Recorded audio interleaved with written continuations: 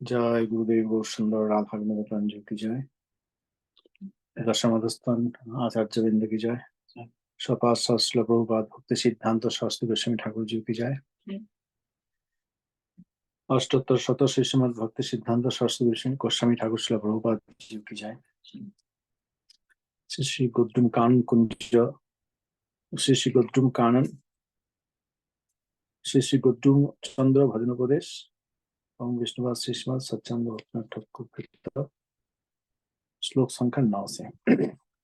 रिपुबान्धव भेद विहीन दया जदभीक्ष्णमुदेति मुखाब्जततो तम कृष्णमिह ब्रजराजसुतं भज गोद्रुमकाननकुञ्जविधुम् इह चोपनिषत् परिगीत विभु द्विजराजसुतः पुरटापहरि निज धामनि खेलति बन्धुजुत भज गोद्रुम कानन कुंज विधुम अवतार वरं परिपूर्ण कलं अवतार वरं परिपूर्ण कलं परतत्त्वमिहात्म विलास मयं ब्रजधाम रसंबुधि गुप्त रसं भज गोद्रुम कानन कुंज विधुम श्रुतिवर्ण धनादीन जास कृपा जनने बलवद् भजनेन विना तम होइतुक भाव पथा हि सखे भज गोद्रुम कानन कुंज विधुम।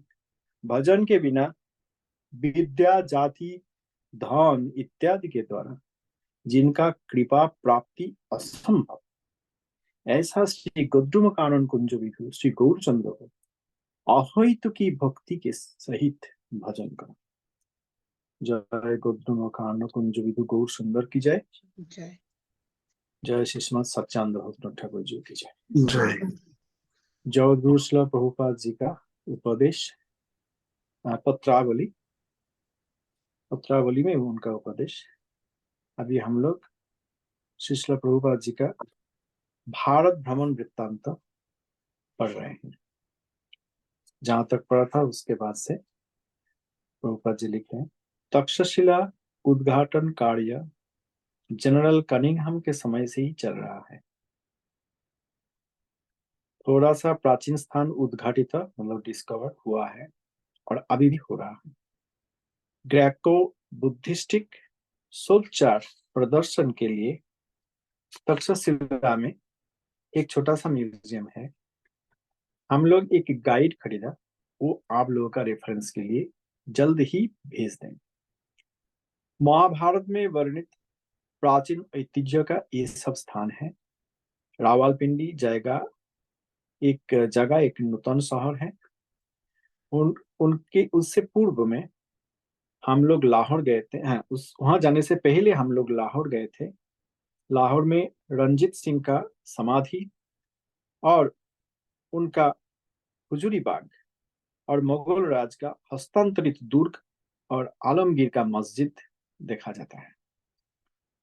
ये तद व्यतीत शाहदारा अर्थात जहांगीर का समाधि एक प्रकांड कीर्ति, उनका निकटवर्ती स्थान में नूरजहां का समाधि। लाहौर बजाने से पहले हम लोग अमृतसर गए थे। वहां पे सिखों का कीर्ति गोल्डन टेम्पल स्वर्ण मंदिर है। सिख का चतुर्थ गुरु रामदास ये मंदिर और अमृत सरोवर निर्माण किए हैं। उन्होंने तृतीय गुरु अमरदास का जामाता मतलब सनीला। पंचम गुरु अर्जुन रामदास का पुत्र। षष्ठ गुरु हरगोविंद पंचम गुरु का पुत्र। सिख धर्म में सप्तम गुरु हरिराय हरगोविंद का पौत्र। अष्टम गुरु हरिकिशन सप्तम गुरु का पुत्र। नवम गुरु तेज बहादुर षष्ठ गुरु हरगोविंद का कनिष्ठ पुत्र। दसम गुरु गोविंद नवम गुरु का पुत्र। सिख धर्म का प्रवर्तक नानक जनई को पाटवाड़ी कायस्थ का पुत्र थे। उन्होंने खुद विशेष शिक्षित नहीं थे। आदि गुरु का पुत्रद्वय श्रीचांद और लक्ष्मीचांद। श्रीचांद उदासीन भक्त थे, लक्ष्मीचांद गृहव्रत धर्मी थे। नानक का थोड़ा वैराग्य था, लेकिन उन्होंने भगवत उपासना की पूर्व परिवर्तन में इंस्टेड ऑफ मानव कल्पित और निर्विशेषवाद का उपासक थे। वैराग्य विशिष्ट होने पर भी उन्होंने गृही थे। क्षत्रिय वंश का लीना नाम का जनैक शिष्य को पंटिफिकल सीट अर्थात धर्मजाजक का आसन उन्होंने प्रदान किए थे। लेना गुरु अंगद नामक सिखों का द्वितीय गुरु थे। उनका शिष्य अमरदास तृतीय गुरु। अंगद विशेष कोई ग्रंथ रचना ना करने पर भी नानक का जितना उक्ति है संग्रह किए थे और गुरुमुखी नामनी भाषा प्रचलन किए। अमरदाय दौहित्र वंश सिखगण का परवर्ती गुरुगण। आदि गुरुत्रय उनका पारमार्थिक चेष्टा में नियुक्त थे। चतुर्थ गुरु से दशम गुरु तक गुरुगण विधर्मियों की अत्याचार से उपद्रुत होकर खात्र नीति अवलंबन पूर्वक जातीयता रक्षा करने के लिए अधिक प्रचेष्टा किए थे। नानक का भक्ति निराकार का उद्देश्य में दयाल सिंह नामक जनैक सिख कलिकाता ब्राह्म समाज के सहित बहुत ही मिंगल किए थे, मतलब जड़ित थे, युक्त होकर नानकीय प्रचार प्रणाली के सहित ब्राह्मणों का मिलन किए थे। नानक का प्रचार प्रणाली और ब्राह्म समाज दोनों मिक्स किए थे। अमृतसर जाने से पहले युद्ध क्षेत्र की स्मृति संरक्षण के लिए एक सुबृहत खालसा कॉलेज है। ये बनारस हिंदू यूनिवर्सिटी से भी बहुत बड़ा था उस समय, अभी हमें पता नहीं। संप्रति हिंदुओं का गोल्डन टेम्पल की तरह और एक हिंदू मंदिर गठन कर रहे हैं। इसी प्रदेश में गुलाब का बगीचा अतीव सुंदर। गुलाब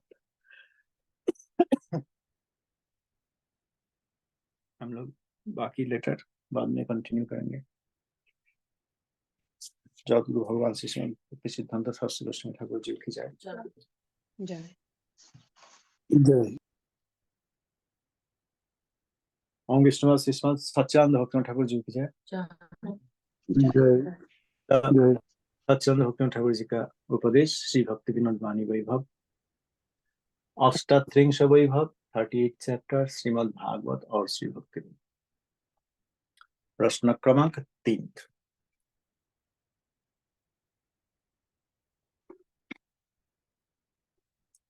प्रश्न, श्रीमद् भागवत क्या मनुष्य के द्वारा रचित एक आधुनिक ग्रंथ नहीं है? Isn't Shrimad Bhagavat a modern book written by humans? उत्तर,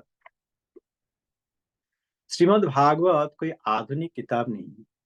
वेद के तरह ही नित्य और प्राचीन, इटर्नल। कभी प्रकाश होता है, कभी अप्रकाश रहते हैं। पूज्यपाद श्री श्रीधर स्वामी तारांगुर सज्जनी शब्द का प्रयोग के द्वारा भागवत का नित्यत्व साधन किए। समस्त निगम शास्त्र रूप कल्पवृक्ष का चरम फल रूप में श्रीमद् भागवत ग्रंथ परिलक्षित हो रहे हैं। प्रणव से गायत्री, गायत्री से अखिल वेद, अखिल वेद से ब्रह्मसूत्र और ब्रह्मसूत्र से श्रीमद् भागवत उदित हुए हैं। प्रणव, गायत्री, अखिल वेद, ब्रह्मसूत्र, श्रीमद् भागवत।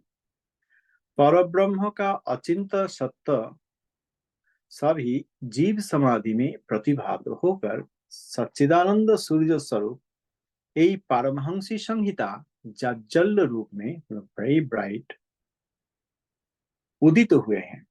जिनका चक्षु है उन्होंने दर्शन करें, जिनका कर्ण है उन्होंने श्रवण करें, जिनका मन है उन्होंने श्रीमद् भागवत का सत्य सभी सत्य वस्तु निधि ध्यासन करुन। पक्षपात रूप अंधता पीड़ित पुरुष ही केवल भागवत का माधुर्य का आस्वादन से वंचित होंगे। जैसे मायावादी भागवत पढ़ेंगे, बोलेंगे इंटरटेनमेंट के लिए पढ़ें, मनोरंजन के लिए पढ़ें, क्योंकि अंध है। उल्लू के ना देखी जाए सूर्य किरण, like owls they don't see the sunlight, तो रात को ही घूमते रहते।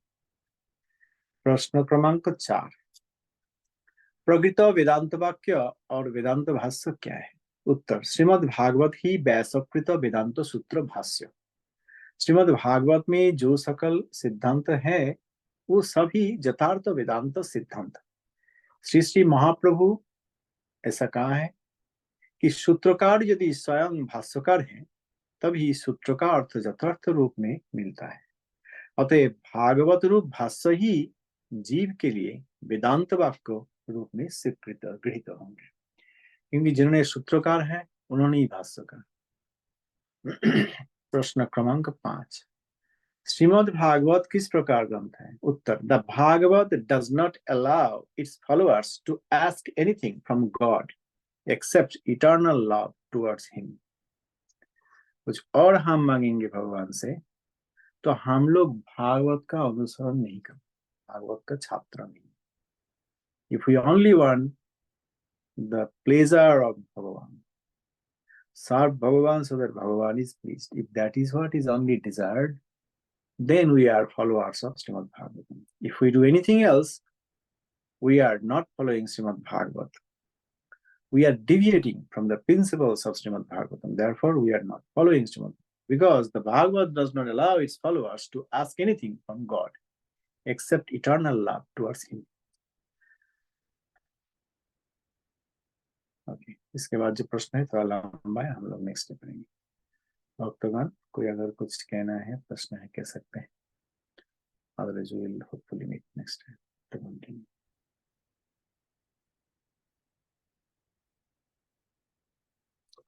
जय निताय, जय प्रभुपाद। जय निताय प्रभु जी, जय प्रभुपाद। जय निताय प्रभु जी, जय प्रभुपाद। धन्यवाद। धन्यवाद प्रभुपाद।